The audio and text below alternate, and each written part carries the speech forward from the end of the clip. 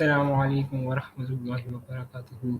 And Alhamdulillah, this is our 3 6 of live stream. And sorry for sorry guys for not coming, for not having a live stream during those 3 days because I was some sort of busy. So just like always, we are gonna start our live stream with. تذكر يوما كنت تعانق دمعة الفكر تناجي الله في صبر وترجو رحمة تسري فعاش القلب إخلاص. So today we are going to debunk or like refuting the argument of apostate prophet. Like he last time mentioned that why Islam is of Satan, and like that Satan made up this this religion like Islam. So before I'm going to start, just we are going to just sneak out with some of comments. Let's see. Um, Walaikum assalam. Alhamdulillah. Just like before, the chat box is full. Alhamdulillah. Walaikum assalam. Yeah, well, yeah, nice. It is going nice. Alhamdulillah, but I can say nice, but not very good. Yeah, perfect, but just um, we can say the yeah, it's going nice with the mercy of Allah. Um, so, leading to our previous question, the brother asked, brother, can you do? Brother, I think you have asked this question previously, but I'm going to answer you. So, as you are my first subscriber, so it says that, brother, can you prove that Prophet Muhammad is the Prophet of God? So, we can identify that as a person who is a false prophet by distributing his argument, his answer in three steps. Is he a liar, deluded, or was or he is speaking the truth? So if you just uh, if we want to test a false prophet, so we can just test him by those three things, or we can say points. So uh,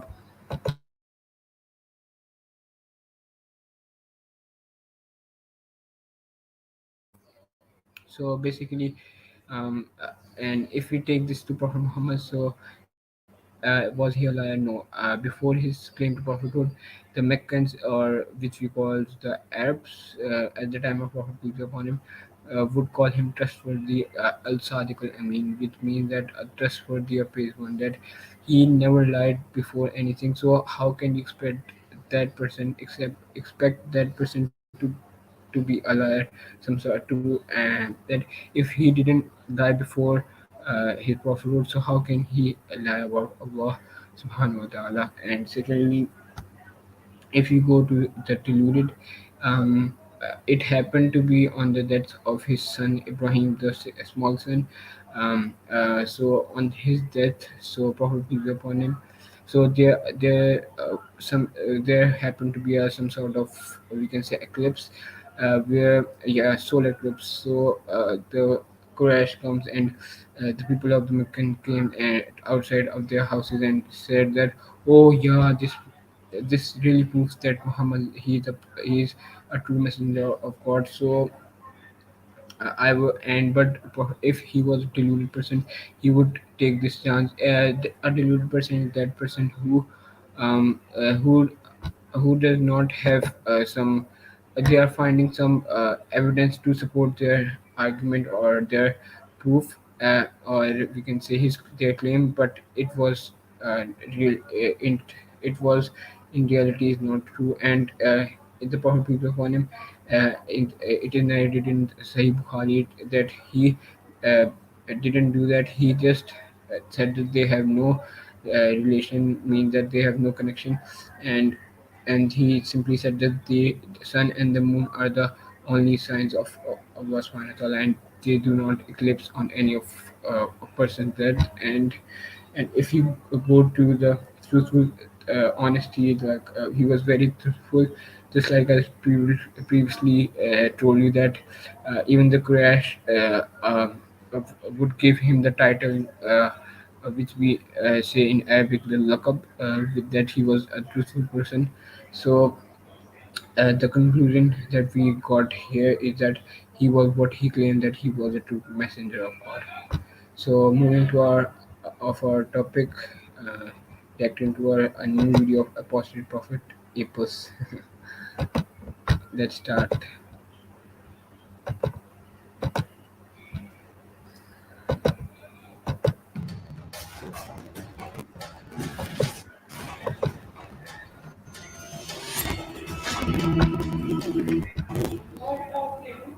Hello, everyone, and welcome. This is the Apostate Prophet. Sometimes I feel I talk too seriously on these videos because they are about Islam. Islam also has a lot of fun, a lot of comedy. It's such a sweet religion that if you read the fundamental scripture, the hadith, narrations by or about Muhammad, you might laugh a lot, especially when it's about the good old Satan. Of course, when you believe in Islam, you don't laugh about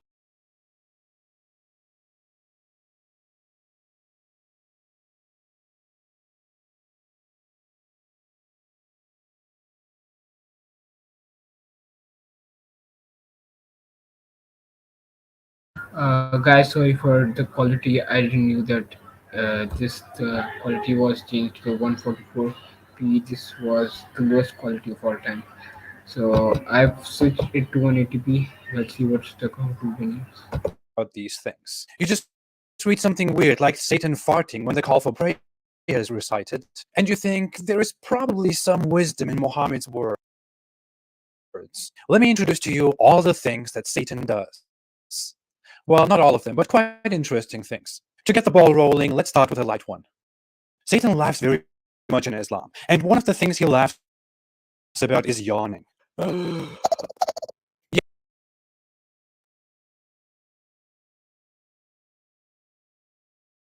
Because you know these some qualities of Satan that we Muslim do Yes, not when you know yawn, much. Satan laughs, and that's why Muhammad says it.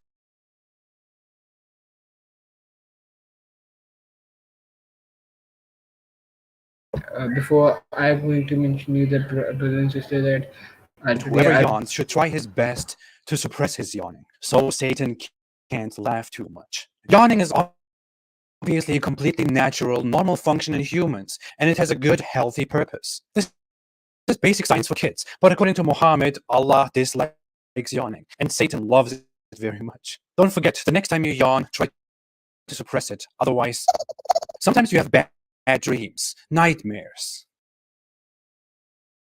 You know where that dream came from? Science will tell you a lot of things, like your fears and your subconsciousness. That's all bullshit. Satan gives you those dreams. You should spit to your left without saliva 3 times. That dream, you should spit to your left without saliva 3 times. That really pisses Satan off. I wonder why this is not mentioned among science miracles that they give you so often nowadays. Muhammad is quite a privileged person, by the way. Satan can take anyone's form in a bad dream, but not Muhammad's form. So if you see Muhammad dancing around in your dream,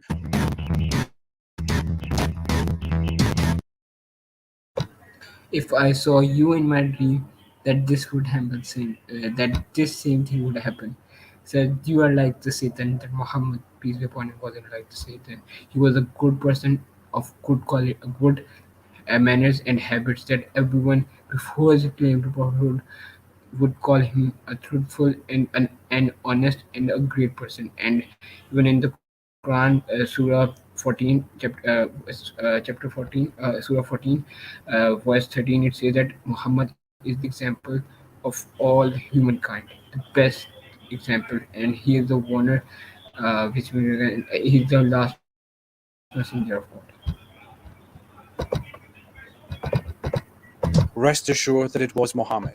If you see some guy dancing around with a bell, that's probably Satan, because the bell is Satan's instrument. Babies, when they are born, cry. You know why? Yes, because Satan touches every baby that is born, and that's why babies cry. This priceless wisdom was brought to us by Muhammad, who was touched by Satan when he was born. Prophet Muhammad, peace be upon him, never told this. I challenge you to, I challenge every person who is watching and who is not watching to bring me any Sahih or Milki, which is classified hadith, or any hadith which is not authentic. When any type of hadith which you bring regarding which is mentioning this thing, I will accept your point of view. This is clear, crystal challenge to all Christian and you and every uh, a person who is watching this argument or debate. And I challenge every person to just bring me any hadith regarding this.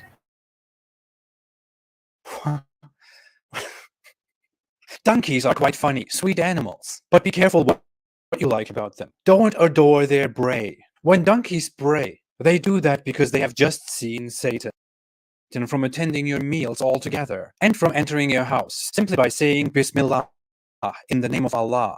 That makes sure Satan stays away. But if you forget it for some reason and then remember it during your meal and then say it, you still save the day. Satan vomits out all the food that he had just eaten. Satan doesn't only pick up your filthy food that he eats with his left hand, he also steals food sometimes. Satan doesn't even leave you alone when you are sleeping. Muhammad, the glorious, the wise prophet, gave us some very valuable information when he told us that whenever we go to sleep, Satan ties three knots at the back of our heads and wants us to keep sleeping. When you feel too sleepy in the morning and you can't wake up, know that it's Satan with his three knots around your head. Not only will you look like this, you will also have a lot of urine in your ears.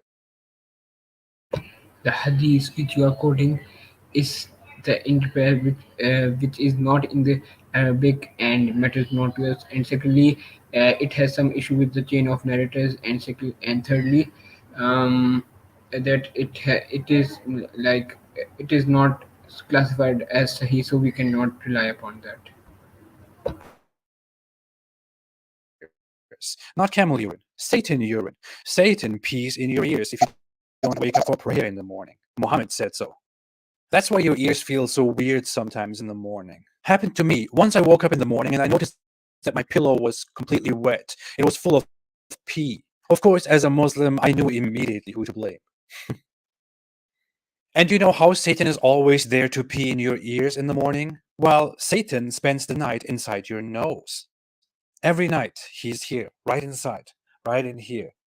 So don't forget to blow your nose whenever you wake up. Satan needs to get out of there. I guess these devils are very tiny devils, not big ones.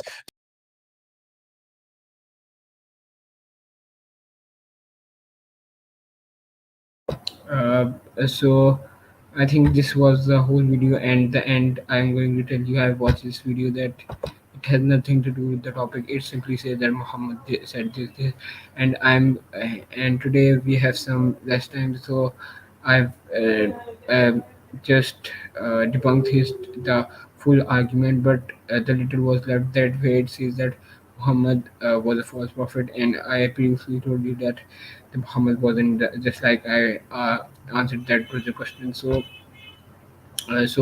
if somebody want to debate me, he can come, and I will share the link in. Wait a second. Yeah, sure. Come and debate me. I have a little bit of time left, 5 to 10 minutes, so you can debate me. There's nothing problem. You can come up to the stage. I'm just be ready, not to be afraid, because Christian missionary or apologist I have met, they when I challenge them to come on the stage, they just leave the argument and they said no, it's all right, and they didn't even came to the stage to debate me. I'm sharing the link in the comment section.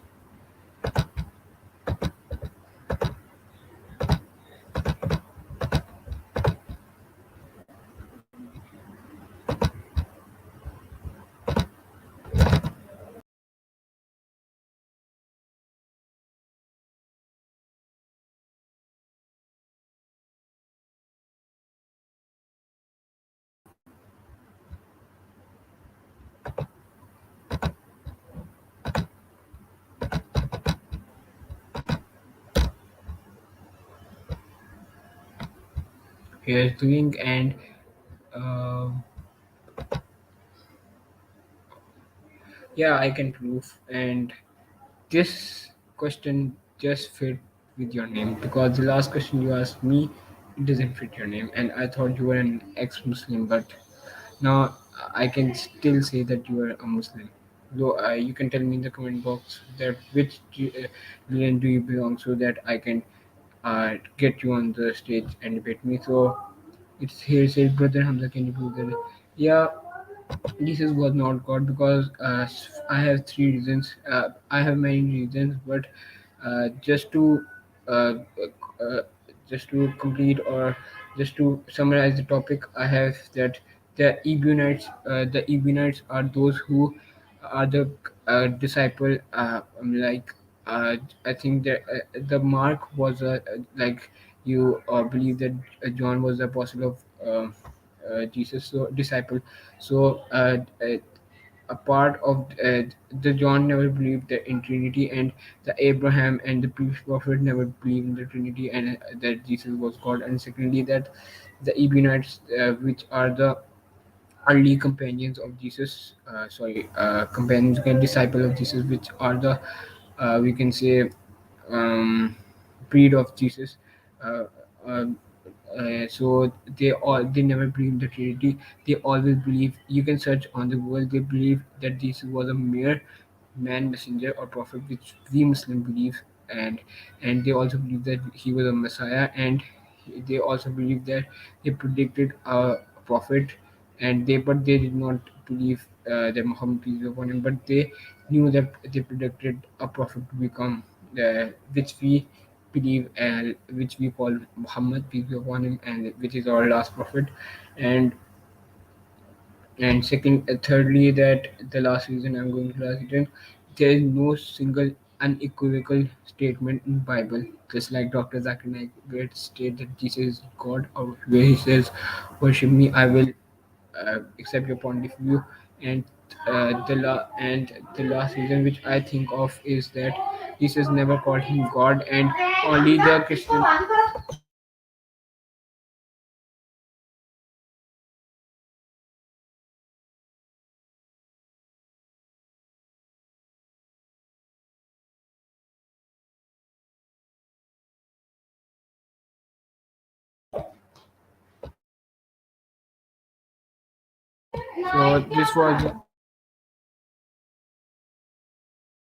So this was the last reason. So I'm going to just, this is all for today, and Allah Hafiz.